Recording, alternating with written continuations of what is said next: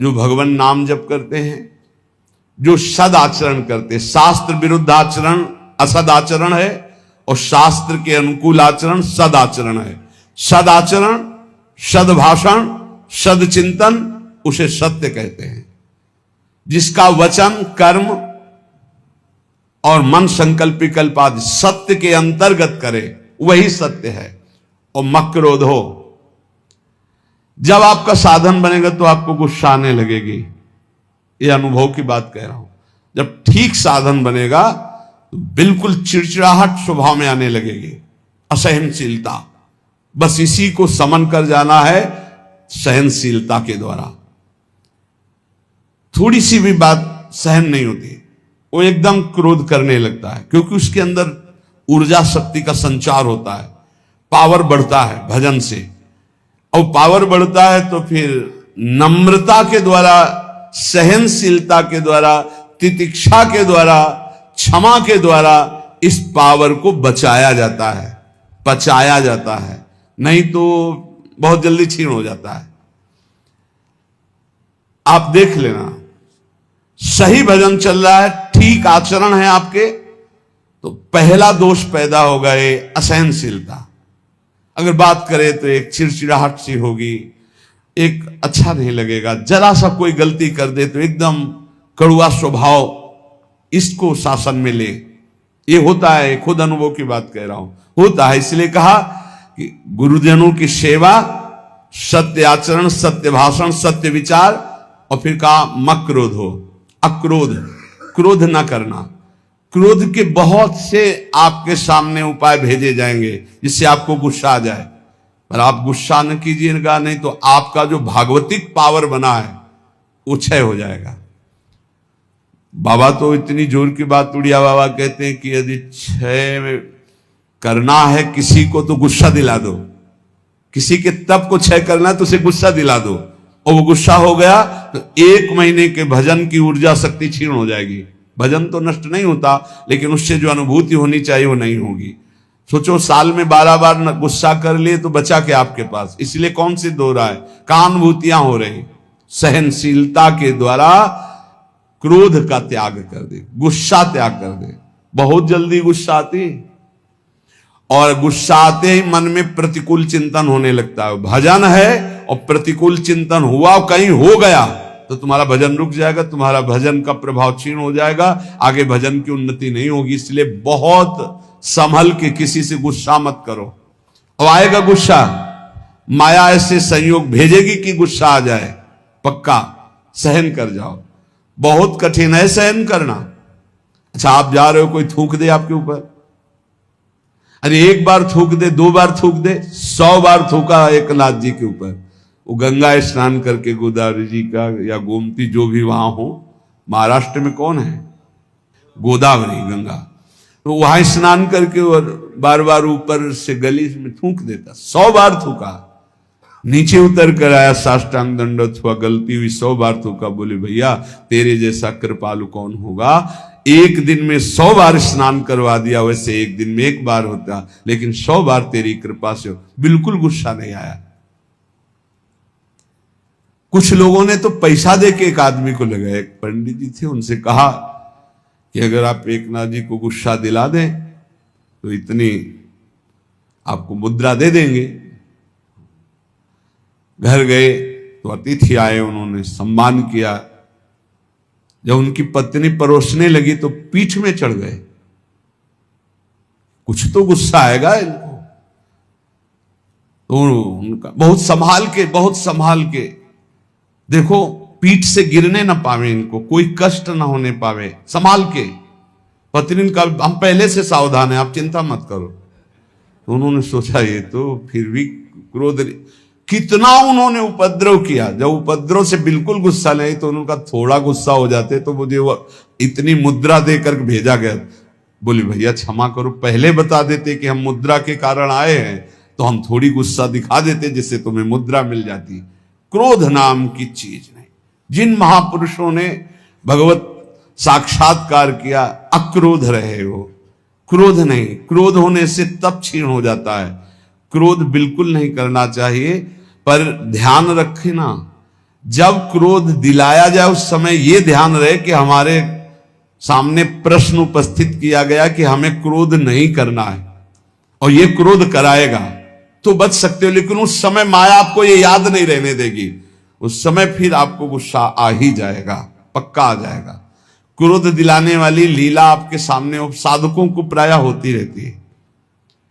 अगल बगल से आसपास से कहीं गुस्सा नहीं करना, शांति से निर्णय करो। तुम्हारी परीक्षा हो रही, तुमको सहनशील बनकर आगे बढ़ना है। और फिर दान में उचर, ये सबके अंदर होना चाहिए। देत लेत मन शंकन धरई, बल अनुमान सदा हित करे। दूसरों को अभय दान से बढ़कर के कोई दान नहीं है, ये सबको ही दे सकता है, सबको करना चाहिए। किसी भी जीव को मन से, वचन से, कर्म से हमारे द्वारा दुख ना पहुंचे, ये सबसे बड़ा दान है, अभय दान इसे कहते हैं।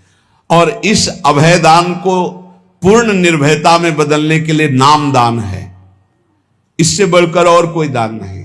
नाम दान, किसी को भी नाम सुनाना। राधा राधा जब हम जोर जोर से बोलते जय जय श्री राधे श्याम, तो सबके कानों में नाम पड़ता है और उस नाम का हमें पुण्य मिलता है, हमारा भजन आगे बढ़ता है। इसलिए जोर जोर से नाम कीर्तन हो रहा है, जहां से आप गुजर रहे हो वहां।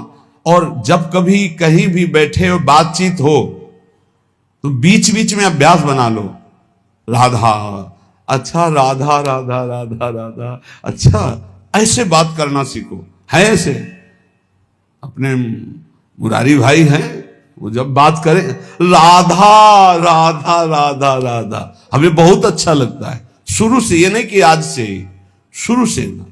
जब कोई बात विनोद की हुई या कोई भी बात हुई या कोई आश्चर्यमय बात, राधा राधा राधा, ये बहुत अच्छा स्वभाव है। हमें लगता है सबको बनाना चाहिए, सत्संग में नहीं, बीच में।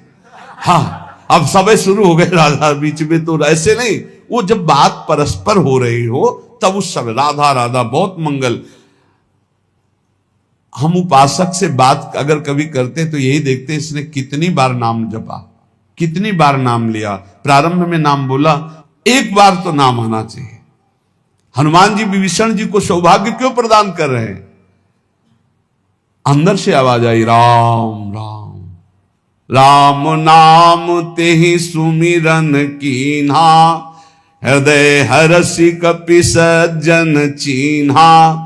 ये सन हठ करी हो पहचानी, साधु ते होय न कारज हानि। ये साधु है।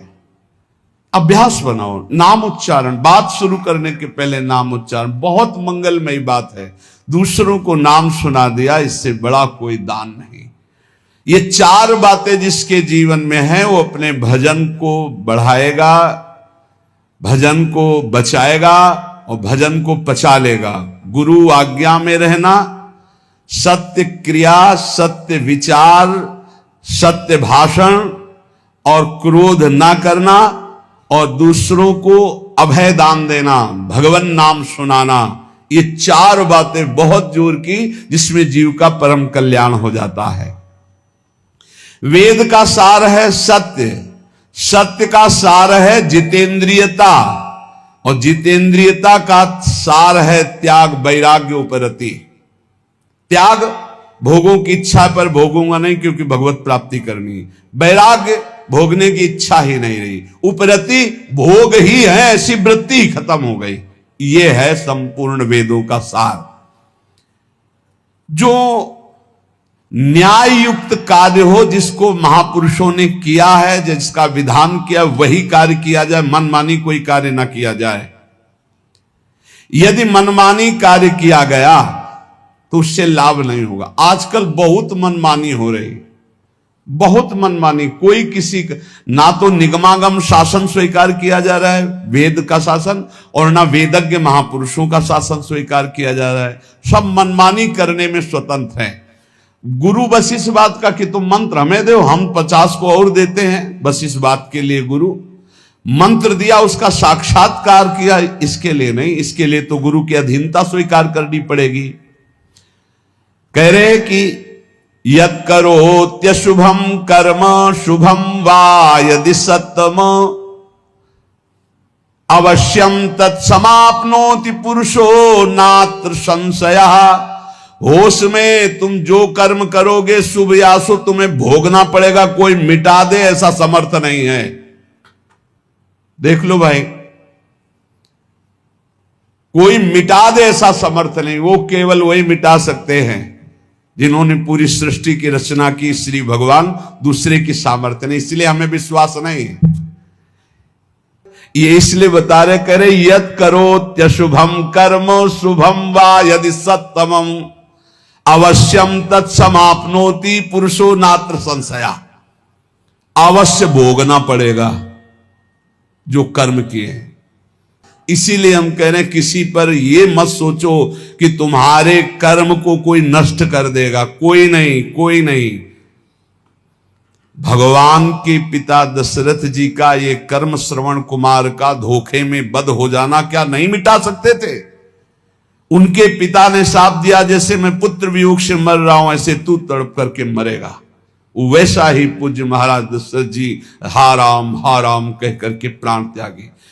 इसलिए बहुत होश में अगर गलत कर्म करोगे तो उसको भोगना पड़ेगा। और ये भ्रम छोड़ दो कि कोई तुम्हारे दान पुण्य सेव संतरा देने करके तुम कोई जंतु रंतुर बंधवा कर अपने पाप कर्म को मिटा दोगे। मुझे समझ में नहीं आता, क्योंकि हमारा शास्त्र ऐसा नहीं कहता। बड़े बड़े महापुरुषों को भोगना पड़ा है, और उनकी तो बात क्या, जो ईश्वर कोटि के है, फिर साधारण को ऐसे मिटा सकते हैं। यद करो त्यशुभम कर्म शुभम वा यदि सत्तमो। भाई ध्यान करो, कोई भूल करके पाप मत करो, नहीं तो उसे भोगना पड़ेगा, अवश्य अवश्य भोगना पड़ेगा। कोई नहीं मिटा सकता, संसार में कोई नहीं मिटा सकता। इसलिए सताम धर्मेण वर्तेत क्रियाम शिष्टवदाचरेत असंक्लेशेन लोकस्य वृत्तिम लिप्सेत वै द्विज। जो सत्पुरुषों ने आचरण किए हैं, जो सत्पुरुषों ने आचरण का विधान किया है, उसके अनुसार जो आचरण करता है वो धर्म है, और धर्म करने वाला कभी दुखी नहीं होता। तो आप कहोगे धर्मराज युधिष्ठिर को 12 वर्ष का वनवास, 1 वर्ष का अज्ञातवास मिला, धर्म करना क्या, वो तो धर्मराज है। तो जुआ खेलना अधर्म है, उपहास करना किसी का अधर्म है, किसी को नीचा दिखाना अधर्म है, अधर्मियों की सभा में बैठना अधर्म है, कई तरह की बातों का अधर्म होता है। जान रहे हैं कि महाराज धृतराष्ट्र इस समय अधर्म से युक्त हैं, तो उनकी आज्ञा का पालन नहीं करना चाहिए। जान रहे हैं कि छल कपट अधर्मी शकुनी है,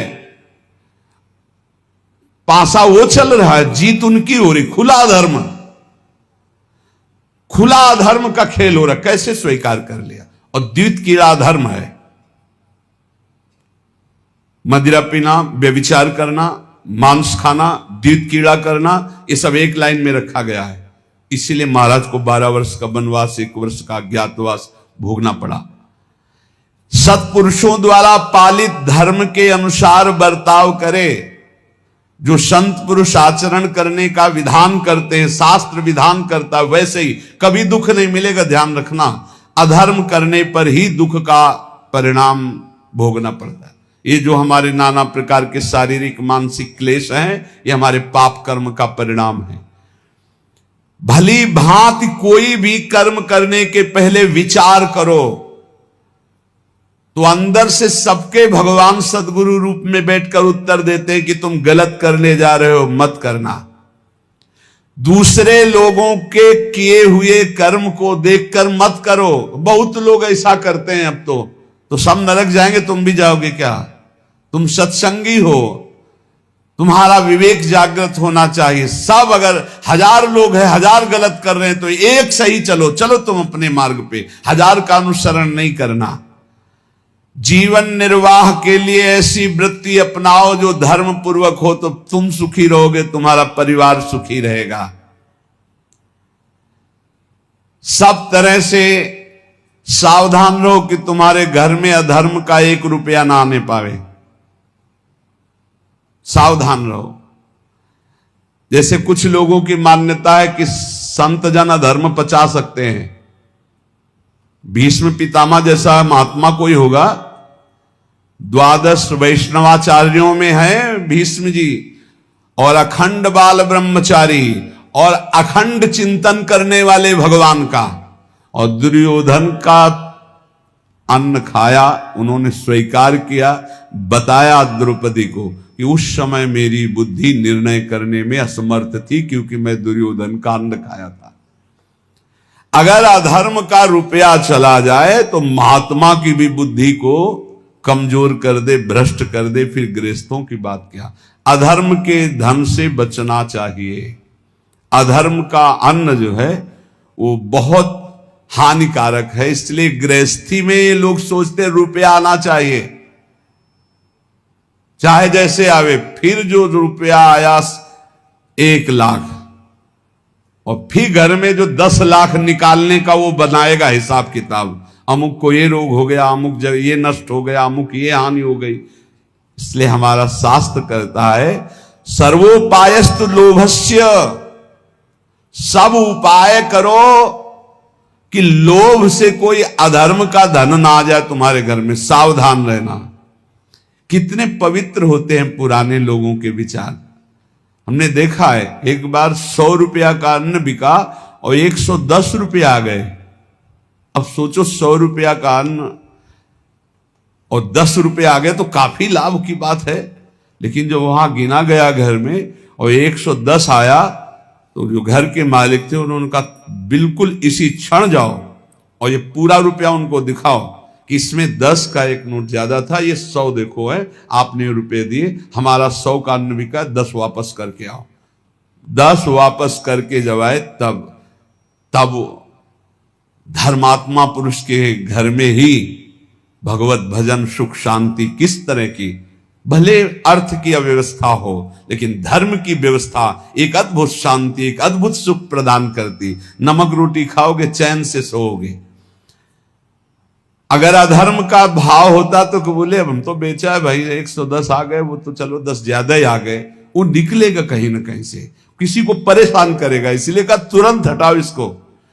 ये बात सत्संग में बैठा लीजिए, गृहस्थी में जो आप जन है या जो भगवत मार्ग में भी है, अधर्म का धन किसी को भी चैन शांति नहीं लेने देगा, तत्कालिक लगेगा।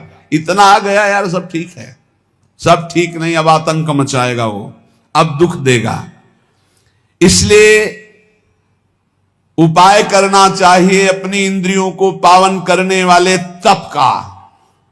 उपाय करना चाहिए किसी भी तरह से हमारे घर में अधर्म का धन ना आवे, इसका उपाय करना चाहिए। भवसागर समुद्र से इससे पार होने का, भगवत प्राप्ति का, क्रूरता का जो अभाव, परम धर्म का आचरण, उत्तम व्रत महापुरुषों द्वारा आचरित और सर्वोत्तम ज्ञान, इस समस्त पापों का नाश कर देता। सर्वोत्तम ज्ञान भगवान श्री कृष्ण चंद्र जो गीता जी में कहते हैं, हे अर्जुन, यदि तुम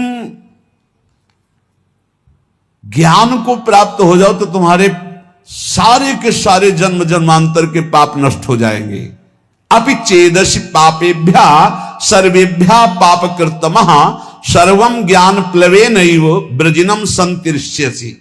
अगर तू सब पापियों में भी अधिक पापी है तो भी तू ज्ञान के द्वारा निसंदेह संपूर्ण पाप समुद्र से अच्छी तरह तर जाएगा, पक्की बात है। अपि चेदसि पापेभ्यः सर्वेभ्यः पाप कृतमः। पाप करने वाले की 3 श्रेणियां होती हैं। एक होती पापकृत, मैंने पाप किया, पाप करने वाला, और एक होता है पाप कृतर, 2 पापी उनमें से एक अधिक पाप करने वाला। तीसरा होता है पाप कृतम, समस्त पापियों में सबसे बड़ा पापी। भगवान कह रहे पाप कृतमः, यदि तू सबसे बड़ा पापी है और तू ज्ञान प्राप्त कर ले तो तू सारे पाप से मुक्त हो जाएगा। भगवान का एक कथन सबको आश्वासन देता है। जो प्रश्न करता बोलते मैं बड़ा पापी हूं, क्या मेरा भी उद्धार हो जाएगा। तो भगवान यहां कह रहे अपि चेदसि पापेभ्यः सर्वेभ्यः पापकृतमः। पापकृतमः माने सबसे बड़ा पापी। यदि तू सब पापियों में भी सबसे बड़ा पापी है तो तू भी ज्ञान के द्वारा निष्पाप हो जाएगा। पापों का त्याग करने में और भी साधन बताए गए हैं, लेकिन पूर्ण रूप से सबसे ज्यादा पाप करने वाला भी पावन हो जाए वो ज्ञान है, चाहे जितना बड़ा पापी हो। वर्तमान का पाप, पुराना पाप, ये सब मिलकर भारी संकट पैदा करते, भारी दुख पैदा करते हैं। पुराने पाप बाधा रूप में आते हैं, वर्तमान का पाप जलन, डिप्रेशन, विक्षेप ये तत्काल देते हैं। पुराना पाप बाधा पहुंचाता है।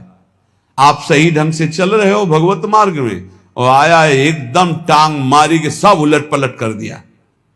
अब उस समय भगवान का दृढ़ भरोसा, नाम जप, तो फिर संभल सकता नहीं। ऐसी टांग मारता है बिल्कुल नष्ट ही कर देता है। पुराना पाप पूर्व जन्म का ऐसा आता है, संभल के रहना चाहिए। बड़े बड़े को देखा फिसलते हुए।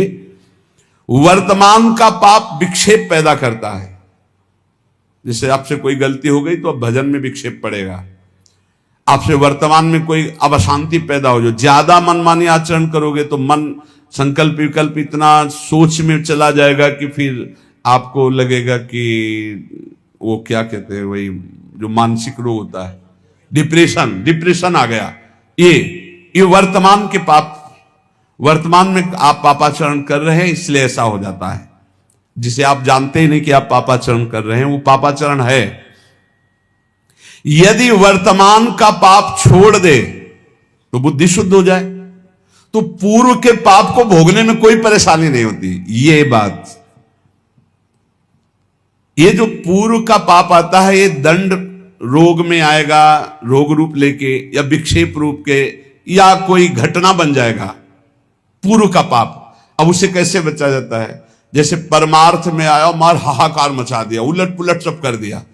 अब अपने को पकड़े रहना, जैसे कोई मजबूत सहारा मिल जाए हम उसको पकड़े रहें, ऐसे हमें पकड़े रहना। कुछ भी हो, चाहे मार डाले जाए, श्री जी को नहीं छोड़ेंगे, गुरु जी को नहीं छोड़ेंगे। कुछ भी हो जाए, कुछ भी हो जाए, आप पकड़े रहो, पकड़े रहो, पकड़े रहो। हवा ही निकल गई, सब खत्म, फिर ठीक। अब वो उसके विरोध में आ गया। इतने दिन भगवान का भजन किया, इतने दिन गुरु की शरण में रहे, यार कोई साथ नहीं देता, सब अपने कर्मों से भोगना ही पड़ता है, सब अपने को संभालना पड़ता है, कहीं कुछ नहीं भक्ति में। अब वो पाप आया था, गिरा के लेता चला गया। पूर्व का पाप वर्तमान का यदि पाप नहीं है तो कुछ नहीं बिगाड़ पाएगा, और वर्तमान में यदि पाप है तो वो पहले ही बुद्धि को मलिन किए हुए पूर्व का पाप आके आपको नष्ट कर देगा। यदि इस बात को समझो कि 100 वर्ष से घना अंधेरा है और वहां एक दिया सलाई खींच दी गई तो अंधेरा नष्ट होगा ना, जितनी जगह में प्रकाश है। ऐसे ही ज्ञान जो है अनंत जन्मों के पापों को तत्काल नष्ट कर देता है। चेत भगवान कह रहे ऐसा पापी जो सब पाप खूब किए हुए है, स्वयं परमात्मा में तो कभी लग नहीं सकता। पापी आदमी कभी नहीं लग सकता, परंतु लग ही नहीं सकता ऐसी बात नहीं है, स्वयं से नहीं लग सकता। पाप करने वाला स्वयं से भगवान में नहीं लगता। कैसे लगता है? किसी महापुरुष का संग हो जाए, कोई प्रवचन उपदेश अचानक अनिच्छा से सुन ले। जैसे एक दिन एक भाई आए थे, वो कह रहे थे मैं बताना चाहूंगा कि मैं घोर नास्तिक, कभी किसी शास्त्र संत भगवान कोई चर्चा नहीं। पर एक दिन ऐसे ही कर रहा था तो आपका प्रवचन आया, देखें क्या नाटक हो रहा है, और खोला, बोले उस दिन से फंस गए, आज तक हम मुक्त ही नहीं हो पा रहे हैं। अब तो और कुछ देखना ही नहीं रह गया, अब तो बस इंतजार रहता है कब सत्संग पढ़े, कब एकांतिक पढ़े। बदल गया, जीवन बदल गया। क्या हुआ? भगवत शब्द कान में गए, जीवन का परिवर्तन कर दिया।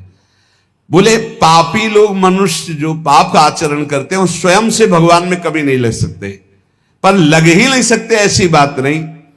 किसी महापुरुष का संग हो जाए या कोई ऐसी विपरीत घटना परिस्थिति घट जाए कि उसका कोई साथ ना दे, और फिर उस समय कोई उसे भगवत मार्ग बताने वाला मिल जाए, या कोई ऐसा वातावरण उसको मिल जाए जिस वातावरण में भागवतिक, ऐसे अचानक किसी कार्य से वृंदावन आया, अच्छा सत्संग हो रहा है क्या, खड़े होके सुन लिया, तो उसका तत्काल परिवर्तन हो सकता है।